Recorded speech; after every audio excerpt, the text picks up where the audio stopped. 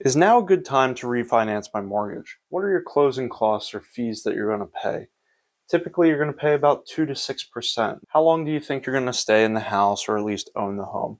If you're thinking that you're going to sell this in the next couple of years, it's probably not worth it. Is the current interest rate lower than the loan that you had? If my interest rate on my mortgage is higher than what the current interest rate is, and it's more than about, 0.75%, then it can start to make sense.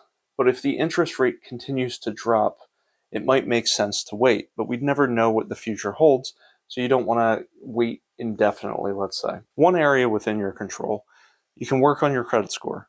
This can lower your interest rate by about 0.5%, depending on where you're starting and where you get to. If the interest rate on your mortgage is lower than the current interest rate, which is for a lot of people at the moment, what you can do is you can still lower your monthly payments with a principal overpayment. And you can use the existing low interest rate, and there's something called a recasting. The thing I like about recasting is I can keep my same interest rate and say my remaining loan term would have been 25 years or something, but I've overpaid by several thousands of dollars over the past couple of years, or I had bonus or some other windfall or inheritance, put it towards the mortgage, pay down the principal, and then reduce your monthly mortgage payment. And for me, a recasting of my mortgage would be about $300. It's going to vary by mortgage company. Most of them allow it, not all of them. Who to contact? I would first start with my current lender. I've sometimes seen there's no fees and it's free to go with a lower interest rate. If you can't do that with your current lender, you can go with a broker.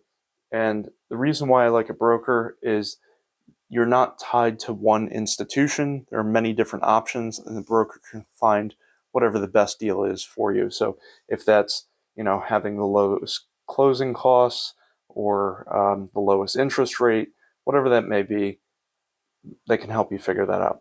So next we go through our break-even analysis, looking at the fee structure. Fees usually range between 2 to 6% when you refinance. So I put the percentages in the dollar figures here. So the fees would be $6,000, $12,000, or $18,000 to refinance. We're going to assume we started with a 7% interest rate. We drop 1%, we go down to 6%. So what's our monthly savings? Here we have $176 of savings across the board. So then we look at our break even in months. You get 34 months here, so that's just shy of 3 years. Here you got 68 months. Here's 102 months.